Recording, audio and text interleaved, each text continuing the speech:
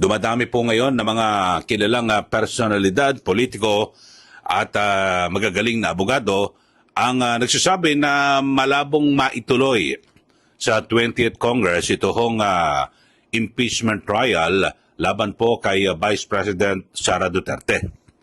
At isa ho sa nagbabanggit ho ngayon, itong dating Senate President at isang magaling na abogado, ito pong si dating Senador Franklin Drilon, na alam naman natin na ito ho'y nasa kampo ng liberal at may binabanggit siya na malabo na at pagpasok po ng 20th Congress ay hindi na raw po matutuloy itong impeachment trial. At ang sinasabi ho niya ay pwedeng gawin ho ng mga senador ay yung issue po ng jurisdiction. Kasi ngayon ho ay napakarami ho ng mga nagsasabi ng mga abogado at una kong narinig ho yan kay election lawyer, Attorney Romulo Macalintal, na kanyang binabanggit na hindi pwedeng ituloy ng 20th Congress yung nasimulan na trabaho sa 19th Congress. So marami na rin ho ng mga nagsasabi na ganyan na mga na mga politiko dito po sa ating bansa at kilalang abogado. So pero ito ho mga kababayan, ito hong si dating Senador Franklin Drilon, hindi lang po ito basta abogado. Ito po ay veteranong politiko rin mga kababayan at kanyang binabasa ang sitwasyon dahil sa ngayon lalo na ho tumaas yung rating, trust rating ni VP Sara Duterte at ng kanyang ama na si dating Pangulong Duterte, talagang mas lalong, kasi alam niyo naman politika ho ito yung hindi po judicial or political process po diyan po sa Senado, yung impeachment trial. At sabi niya, ngayon parang pwede na gawin ho ng mga senador ay, kasi talagang yung issue po ng jurisdiction, mga kababayan. At kasi marami ho nagsasabi talagang pag tapos na ang trabaho ng 19th Congress, sa 20th Congress, wala na ho yun. Bago na ho, mga kababayan. Ito, pakinggan ho natin, ito pong si dating Senate President Franklin Drilon, na kanyang binabanggit na ay malabo na ho yan. At mamaya, meron ding sinasabi, ito pong si dating Senate President Tito Soto, na walang ibang parang pwedeng sisihin o may kasalanan ho dyan, ito pong si Senate President Chis Escudero. Dahil sa inupuan daw po yung impeachment, January 18, ay ibinigay po ng, ng House of Representatives sa Senado, yung huling araw ng sesyon, dapat ay agad na binasa sa plenaryo at naikalendaryo, di ba, para maituloy-tuloy na yung yung impeachment trial. Pero wala po nangyari. Ang napagpasyahan ngayon June 2, pagbalik ko ng sesyon ng dalawang kapulungan ng Kongreso, tapos June 3 ay bubuuin ang impeachment court. Pero ito ho muna, yung pahayag ni Senator Franklin Drilon. The popular view is that the Vice President should not be impeached. And that is what, do you think that the President is considering? Of course, it fits his agenda. Yeah. Because, look, Karen, in my view, there are no numbers in the Senate to convict Sara. There are no numbers. Currently, the composition, they don't have enough votes to convict Vice they President need 16. Sara. Yes. I don't think there are 16 there. So that is why a good excuse would be to us to come out with a ruling that there is no jurisdiction and therefore the case will not be tried. So your fearless forecast is that there will be no impeachment trial. That My this could fearless be, forecast is that there will be no impeachment trial that this could be dismissed on a procedural issue. on a Jurisdiction. jurisdictional issue. Yes. Back in. Okay, so yun po ang pahayag ni dating Senate President Franklin Drilon na talagang hindi matutuloy yung impeachment trial ni VP Sara Duterte. Kasi ang pinag-uusapan niya patungkol ito sa 20th Congress. Yung sa June 2, pagbukas po ng sesyon, tapos ay June 3 ay bubuuin ang yung impeachment court. Okay po yan sa 19th Congress. Pero hindi naman nila matatapos yung impeachment trial dahil sa talagang tatawid po ito sa 20th Congress, mga kababayan. Kasi yung pre-trial ay mula June 24 hanggang July, yung pre-trial So, hindi pwede dahil sa pagpasok po ng June 13 ng hapon, tanghali, ay 20th Congress na. O, yun po. Ang sabi ho ni dating Senate President Drilon, ang magiging excuse ng mga senador, yung issue po ng jurisdiction.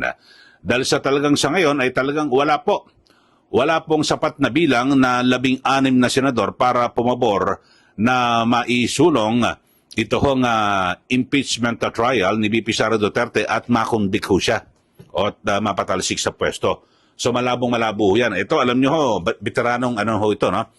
Politiko. Ito pong si Drilon. At nakusaan ay yung kanya ng basa, no? Dumaan na rin to sa mga nakarang impeachment, dyan po sa Senado.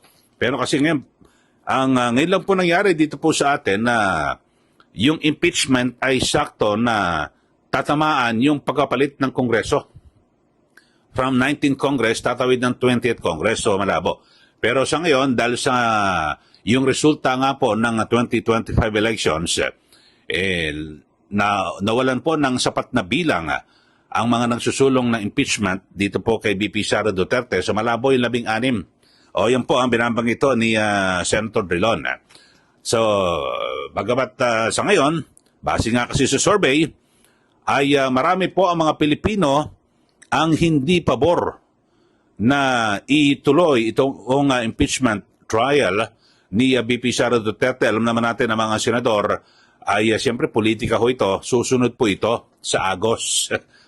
At ayaw nila maapektuhan yung kanilang kinabukasan sa politika, lalo na po sa pagsapit ng 2028. So yun po, kaya maingat po ang mga yan. Kaya dito ho, ay may binabanggit naman, ito pong si dating Senate President din ho ito at Senator-elect Tito Soto, na talagang conflicting, nagbabanggaan yung mga rules pero talagang mukhang malabo na ho ito. Yung impeachment trial laban po kay VP Sara Duterte. Kasi sabi ho niya, inupuan kasi, bakit hindi agad na ikalendaryo ni Senate President Chis Escudero ito hong impeachment na ito dalhin sa kanila, no? May session pa, huling araw ng sesyon diyan po sa Senado, yung articles of impeachment. Kasi kung inaksyonan ka agad yan, ilang buwan na naman, 3 buwan, kayang-kaya ho yan mga kababayan, no? Yung paglilitis, sana wala na ho. Tapos na itong yung impeachment na ito sa loob ng 19th Congress. Pero wala ho iba ang ginawa. Iba ang naging pananaw po ni Senate President Chis Escudero. Siguro ay mali yung kanyang siguro opinion, or siguro magpasalamat na rin mga taga-suporta ni VP Sara Duterte dahil sa ginawang pagupo ni Chis Escudero, parang napasama sa mga nagsusulong na impeachment at napabuti dito naman ho sa kay VP Sara. Ito, panoorin ho natin, no? Itong paliwanag ni dating Senate President at ngayon Senator-elect Tito Soto, na kung saan ay parang si SP Chis Escudero ang may kasalanan kung bakit malabong na maituloy ito hong impeachment trial laban po kay VP Sara Duterte. The 20th, the senators of the 20th Congress too, because for sure Senator Amy Marcos will bring that up. The Sara Duterte supporters will bring that up. Well, the best is for the Senate to decide.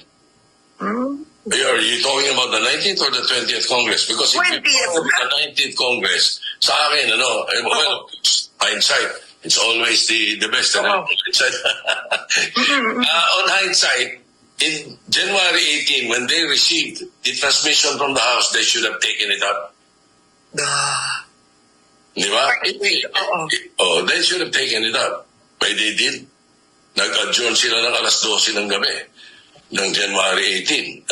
Nag-adjourn sila for the campaign. Without transmitting without referring the impeachment to the Committee on Rules. So wala silang nagawa. Ngayon, umpisa nila sa June 2 or June 3. The 20th Congress ang papatakan yan. Because I don't think they can finish it by June 13. Yeah. So, the bottom line, well, let the senators decide. Okay, so yun po, binabanggit po ni dating SP Tito Soto, naong January 18, hating gabi nga ho sila nag-adjourn. Sa inyo pong pagkakaalala, naalala ko na idinala po ng mababang kapulungan ng Kongreso, diyan po sa Senado, mga alas 5 ng hapon ho yun yung articles of impeachment. Pero kung agad daw po na inaksyonan ni Senate President Chis Escudero yung articles of impeachment at agad na binasa sa plenaryo at na-refer sa Senate Committee on Rules, ay nasimula na itong paglilitis. Kaya nga, di ba, ang daming umaalma noon na hindi, forthwith Ibig sabihin, agaran, daglian yung pag-aksyon dapat ng Senado. Di ba? Kaya, di ba, nakikwestiyon ho yung sinasabi ho ni Senator Chis Escudero kasi sabi niya, hindi. Dapat hindi kinakailangang madaliin. So, yun po, mga kababayan. Sa kabutihang palad, mga kababayan, ay nakabuti po ito sa kampo ni VP Sara Duterte, yung naging, sabi natin, hindi akma na pananaw sa iba, na kung saan sabi niya, hindi, June 2 natin ayusin yan sa pagkatapos po ng eleksyon. So, yun po. Ngayon, sabi po ni Senator-elect Tito Soto, kung siya ho yan, dapat ho, basta ganun, pag dumating ho, yung articles of impeachment, binasa kagad at na-refer sa Committee on Rules. So, dito ho, mga kababayan, walang iba kundi si SP Chis Escudero ang pwedeng sisihin ng mga gusto hong ma-impeach. Ito pong si VP Sara Duterte. At sa kabilang banda, mga kababayan, lalo na po yung mga taga-suporta ni VP Sara Duterte, pasalamat ho kayo at dahil sa umayon sa inyo ang sabihin natin, yung ganyang kaganapan, pangyayari na kung saan ay yung nagdesisyon po ni SP Chis Escudero ay naging paborable dito po kay VP Sara. So ulitin ho natin, sa kabuuan po ng ating vlog, kanina binabanggit ito ni dating Senate President Franklin Drilon, malabo na yan. Hindi matutuloy yung impeachment, hindi matatapos diyan po sa 20th Congress, ito hong impeachment trial ni VP Sara Duterte. Una, may lumalabas po na survey at napaka-popular po na nagsasabi na mayorya mga Pilipino ayaw po na matuloy itong impeachment trial laban po kay VP Sara Duterte. Tapos, wala hong sapat na bilang, walang 16 na senador na maaaring sumuporta para ma-impeach o mapatalsik si VP Sara Duterte. So talagang ang bilang ho dyan ngayon, sobra-sobra para may acquit, maabsuelto ang Vice Presidente. So yun na mga kababayan, yung kanyang pahayag. Kaya ang sasabihin ho na parang makaligtas at kumbaga sa makapagbangong puri ang mga senador, ang kanilang ikakatwiran ay issue po ng jurisdiction.